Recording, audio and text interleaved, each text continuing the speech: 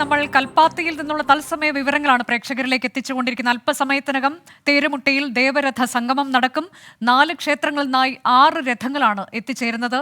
ഈ രഥങ്ങളിൽ എഴുന്നള്ളുന്ന ഭഗവതി അതുപോലെ തന്നെ ദൈവങ്ങളെ കണ്ടു തൊഴാൻ അവിടെ ഒട്ടേറെ ഭക്തജനങ്ങൾ, അത് പാലക്കാട്ട് നിന്നുള്ളവർ മാത്രമല്ല, പലയിടങ്ങളിൽ നിന്ന്, സംസ്ഥാനത്തിന്റെ വിവിധ ഇടങ്ങളിൽ നിന്നുള്ളവർ അങ്ങോട്ടേക്ക് എത്തിയിട്ടുണ്ട് എന്നുള്ളതാണ്. നമ്മൾ രാവിലെ മുതൽ തന്നെ അവരുടെയൊക്കെ പ്രതികരണങ്ങൾ കൊടുത്തുകൊണ്ടിരിക്കുകയാണ്. ഞങ്ങളുടെ പ്രതിനിധികൾ തത്സമയ വിവരങ്ങളുമായുണ്ട്. സൂരജ് സജി, വിപിൻ സി വിജയൻ, നിഖിൽ പ്രമേഷ്, ഒപ്പം ശ്രീജിത്ത് ശ്രീകുമാരൻ എന്നിവരാണ് തത്സമയ വിവരങ്ങളുമായി ചേരുന്നത്. ഇനി പോകുന്നത് ശ്രീജിത്ത് ശ്രീകുമാരനിലേക്കാണ്. ശ്രീജിത്ത് ഉള്ളത് അഗ്രഹാര വീഥിയിലാണ് എന്നാണ് ഞാൻ മനസ്സിലാക്കുന്നത്. വളരെ മനോഹരമായൊരു കാഴ്ചയായിരിക്കുമല്ലോ ഇപ്പോൾ അവിടെയുള്ളത്. അഗ്രഹാരം ഏതാണ്ട് ഒട്ടേറെ അഗ്രഹാരങ്ങൾ അവിടെയൊക്കെ ഉണ്ട് എന്ന് നമുക്കറിയാം. തമിഴ് ബ്രാഹ്മണരുടെ ഏറ്റവും പ്രധാനപ്പെട്ടൊരു ഇടം കൂടിയാണല്ലോ കൽപ്പാത്തി. അവിടെ ക്ഷേത്രങ്ങളുണ്ട്. ഈ ക്ഷേത്രങ്ങളുടെ കാലങ്ങളോളം നീളുന്ന, മാസങ്ങളോളം നീളുന്ന രഥോത്സവത്തിന്റെ തുടക്കം കൂടിയാണല്ലോ ഈ കൽപ്പാത്തി രഥോത്സവം. തീർച്ചയായും എന്റെ നാട് കൂടിയാണ്. ഞാൻ മുമ്പ് ഇവിടെ ജോലി ചെയ്യുന്ന സമയത്ത് നിരവധി തവണ ഈ രഥോത്സവം റിപ്പോർട്ട് ചെയ്താണ്. അതുപോലെ തന്നെ പഠിക്കുന്ന സമയത്ത് സ്ഥിരമായി വന്നുപോയിരുന്ന ഒരു മേഖല തന്നെയാണ്. അതിന്റെ ഒരു വൈബ് നമുക്ക് നമ്മുടെ ക്യാമറമാൻ അഭിലാഷ് തൊഴുവങ്കോട് കാണിച്ചു തരും. അത്ര കണ്ട് ജനത്തിരക്കാണ്. ഇപ്പോൾ അല്പസമയത്തിനകം തന്നെ അനുജയ്ക്ക് അറിയാമല്ലോ, ഇവിടെ തെരഞ്ഞെടുപ്പാണ്. സ്ഥാനാർത്ഥികൾ എല്ലാവരും തന്നെ അല്പസമയത്തിനകം ഈ രഥോത്സവ വേദിയിലേക്ക് എത്തിച്ചേരും. ദേവരഥ സംഗമം നടക്കുന്ന സമയത്ത് നിരവധി സ്ഥാനാർത്ഥികൾ ഈ മേഖലയിലൊക്കെ ഉണ്ടാകും. അതുപോലെ തന്നെ സിനിമാ താരങ്ങളും അതുപോലെ തന്നെ പാട്ടുകാരും ഒക്കെ പല പല പല ഘട്ടങ്ങളായി ഇവിടേക്ക് വന്നു പോയിക്കൊണ്ടിരിക്കുന്നുണ്ട്. ഇതിലൊക്കെ ഈ ആൾക്കൂട്ടത്തിനിടയ്ക്ക് അല്പസമയത്തിന് മുൻപ് നമ്മൾ ഒരു MLA കണ്ടിരുന്നു. അദ്ദേഹം ഒരു MLA ആണെന്ന മറ്റൊന്നുമല്ല നടന്നു പോയിരുന്ന ആലുവ MLA അൻവർ സാദത്തായിരുന്നു. അത് അദ്ദേഹം ഇങ്ങനെ നടന്നു പോകുന്നുണ്ടായിരുന്നു. അദ്ദേഹത്തെ ആരും തിരിച്ചറിഞ്ഞിട്ടില്ലേ എന്നൊക്കെയാണ് ചോദിക്കുന്നത്. കാരണം ഇവിടെ വന്നു കഴിഞ്ഞാൽ അതിൽ രാഷ്ട്രീയ നേതാക്കളില്ല, അതുപോലെ തന്നെ വലിയ വലിയ ആളുകളില്ല. നമ്മുടെ ഒപ്പം ഇപ്പോൾ ഒരു ചെറിയ കുഞ്ഞു സെലിബ്രിറ്റി ചേരുന്നുണ്ട്. ജിനോയെ പരിചയം കാണും. ജിനോ മെക്സിക്കൻ അപാരത, അതുപോലെ തന്നെ മഹേഷിന്റെ പ്രതികാരം പോലുള്ള സിനിമകളിലൊക്കെ അഭിനയിച്ച ഒരു അഭിനേതാവാണ്. ജിനോ, എന്ത് തോന്നുന്നു ഇവിടെ ആദ്യമായിട്ടാ വരുന്നല്ലേ? ഞാന് ജീവിതത്തിൽ ആദ്യമായിട്ടാണ് രഥോത്സവത്തിന് വരുന്നത്. അപ്പൊ പല വർഷങ്ങളിലും ഇതിനെക്കുറിച്ച് ന്യൂസൊക്കെ വരുമ്പോ പങ്കെടുക്കണമെന്ന് ആലോചിക്കാറുണ്ട്, ചിന്തിക്കാറുണ്ട്. വന്നിട്ട് എന്ത് തോന്നി?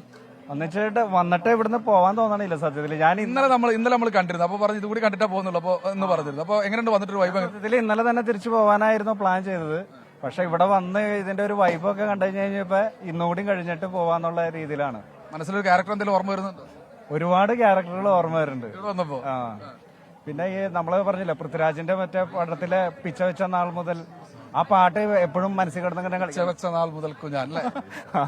എന്തായാലും ജിനോ രഥോത്സവം അതുവരെ നടന്നു കണ്ടോ?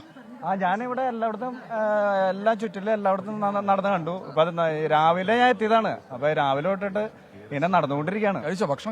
ഭക്ഷണം കഴിച്ചു. ഞാൻ അവിടുന്ന് അന്നദാനം ഉള്ളിടത്തുനിന്ന് ക്യൂ നിന്ന് കഴിക്കാന്ന് വിചാരിച്ചു. പക്ഷെ അത് ഭയങ്കര വലിയ ക്യൂവാ, അതായത് നടക്കൂല എന്ന് പറഞ്ഞു. അപ്പൊ ഇവിടെ ഒരു ഹോട്ടലുണ്ട്, ടേസ്റ്റ് ഓഫ് കൽപ്പാത്തി. തന്നെ അവിടെ കയറി കഴിച്ചു. അവിടെ ഒരു വലിയ ക്യൂ ഉണ്ടായിരുന്നു. അപ്പൊ എന്തായാലും അടിച്ചു പൊളിക്കുക. നല്ല രഥോത്സവമാണ്. അപ്പൊ ഹാപ്പി. നമുക്ക് കാണും, വൈകുന്നേരം നമ്മൾ എന്തായാലും കാണും ദേവരഥ സംഗമത്തിന്. എന്റെ സുഹൃത്തു കൂടിയാണ്, മഹാരാജ് കോളേജിലെ മുൻ ചെയർമാനാണ്.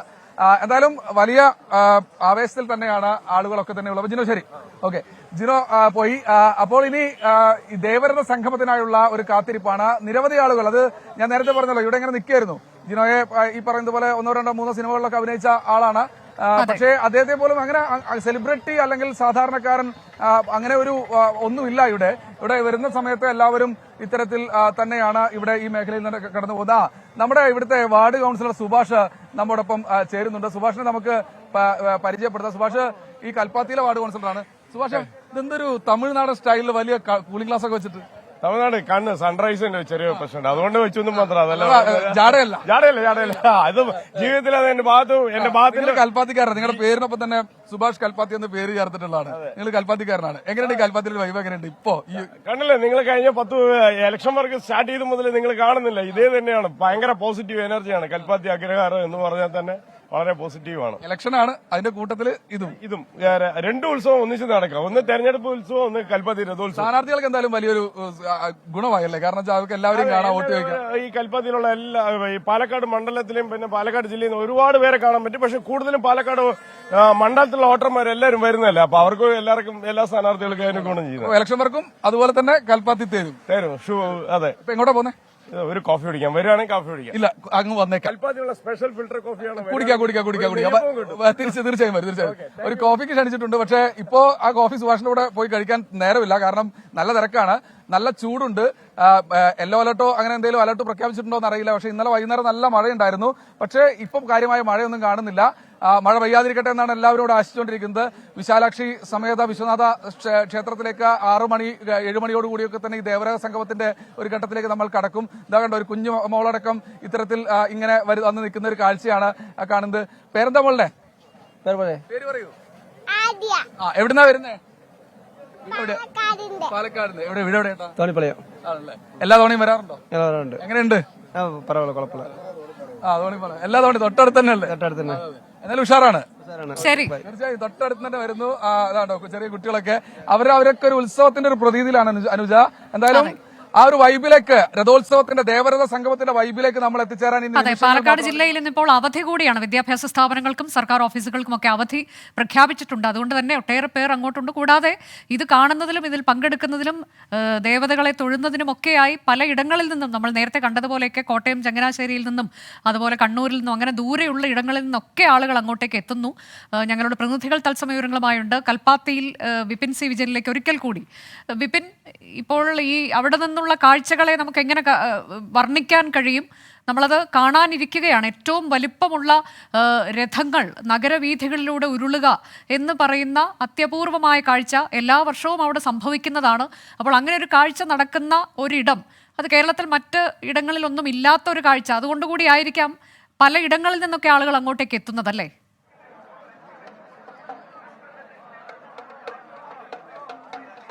അതെ, വലിയ തിരക്കുള്ള ഈ കൽപ്പാത്തിയിലെ ഈ ഒരു പ്രദേശം, അതെ, ഈ ഒരു 3 ദിവസങ്ങളിൽ രഥപ്രയാണത്തിന് വേണ്ടി മാത്രമായി മാറുക. അവിടേക്ക് മറ്റു വാഹനങ്ങളൊന്നും തന്നെ കടത്തിവിടുന്നില്ല, അവിടേക്ക് മറ്റാരും തന്നെ അങ്ങനെ വരുന്നില്ല, അല്ലെങ്കിൽ വേറെ വാഹനങ്ങളുമായി ആരും എത്തുന്നില്ല. ഇത് പൂർണ്ണമായും ഒരു രഥപ്രയാണത്തിന്റെ വീതികയായി മാറുക. എല്ലാവരും തൊഴുകൈകളോടെ നിൽക്കുക, വിശ്വാസത്തോടു കൂടി നിൽക്കുക. ആ ഒരു കാഴ്ച നമുക്ക് കഴിഞ്ഞ 3 ദിവസങ്ങളായിട്ടും കാണാനുണ്ടായിരുന്നു. അപ്പോൾ ഞാൻ ഇപ്പോൾ ഈ കൗൺസിലർ പറഞ്ഞത് ഇങ്ങനെ കേൾക്കുകയായിരുന്നു. ഇവിടെ ഒരു പോസിറ്റീവ് എനർജിയാണെന്ന്. അത് 100% സത്യമാണെന്നാണ് കഴിഞ്ഞ കുറേ ദിവസങ്ങളായി നമുക്കും ബോധ്യപ്പെടുന്നത്. കാരണം എത്തിക്കഴിഞ്ഞാൽ നമ്മുടെ മനസ്സിന് വളരെ ഒരു ശാന്തി നൽകുന്ന, അത്തരം ഒരു പോസിറ്റീവ് എനർജി നൽകുന്ന ഒരു പ്രദേശം തന്നെയാണ്. ഒരുപാട് കടക്കാർ കൂടിയുണ്ട്. അപ്പോൾ ഇപ്പോൾ നേരത്തെ പറഞ്ഞതുപോലെ തന്നെ പാലക്കാട് ഈ ഒരു കൽപ്പാത്തി ഉത്സവത്തിന് വന്നു കഴിഞ്ഞാൽ പിന്നീട് ഒരു 2-3 മാസം കഴിഞ്ഞ് മാത്രമേ പാലക്കാട് വിടേണ്ടതുള്ളൂ. കാരണം ചെറുതും വലുതുമായിട്ടുള്ള ഒരു 100 ഉത്സവമെങ്കിലും ഈ ഒരു പ്രദേശത്ത് തന്നെ നടക്കാനുണ്ട്. അതുകൊണ്ട് മറ്റ് ദേശങ്ങളിൽ നിന്നൊക്കെ കച്ചവടത്തിനൊക്കെയായി വന്നവർ പിന്നെ പാലക്കാട് ഇപ്പോൾ അടുത്തൊന്നും വിട്ടു പോകേണ്ട അവസ്ഥയില്ല. ഇത് കണ്ടോ, ഇതൊരു നൊസ്റ്റാൾജിയ മിഠായി എന്നൊക്കെ നമ്മളിപ്പോൾ വിശേഷിപ്പിക്കുന്ന പഴയ തരത്തിലുള്ള മിഠായിയാണല്ലേ? ഇതൊക്കെ എവിടുന്നാണ്? ഇതാ ഞങ്ങള് പട്ടഞ്ചേരി. ഇതൊക്കെ പഴയ മിഠായികളല്ലേ? ഇപ്പൊ ഇന്ന് കൊണ്ടുവന്നതാ. അതല്ല, നൊസ്റ്റാൾജിയ പഴയ കാലത്തുള്ളതല്ലേ? നൂറ്റാണ്ട് കാലത്തിലുള്ള അതിനും പുതിയതാ അതെ അതെ, നൂറ്റാണ്ട് കാലത്തിലുള്ളത് നമ്മുടെ അച്ഛന്റെ തലമുറക്കിലൊക്കെ ഇത് ഉണ്ടാക്കുന്നതാ. അതെ, അടിപൊളിയാണ്. അടിപൊളിയാണ്. കഴിച്ചോ? നല്ല മിഠായിയാണ്. ചെറുപ്പത്തിൽ കഴിച്ചിട്ടില്ലല്ലോ, പിന്നെ കണ്ടിട്ടുണ്ടോ? ഞങ്ങള് ഹൈസ്കൂളിലൊക്കെ പഠിച്ച സമയത്തൊക്കെ കഴിച്ചിട്ടുണ്ട്. ചെറുപ്പത്ത്. അപ്പോൾ ഇതേപോലെ തന്നെ മറ്റ് പല ഭാഗങ്ങളിൽ നിന്ന് വരുന്നുണ്ട്. നിങ്ങൾ ഇവിടുന്ന് ചിറ്റൂർ നിന്നാണല്ലേ? ചിറ്റൂർ കോളേജിൽ നിന്നാണോ? അതെ അതെ. എന്താ പഠിക്കുന്നത്? BA മ്യൂസിക് തന്നെയാണ്. BA മ്യൂസിക് ആണ്. അങ്ങനെയാണെങ്കിൽ അപ്പൊ ഒരു സംഗീതം കേൾക്കാം അല്ലെ? കൽപ്പാത്തിയിൽ നിന്ന് ഒരു 2 വരി ഒന്ന് പാടും.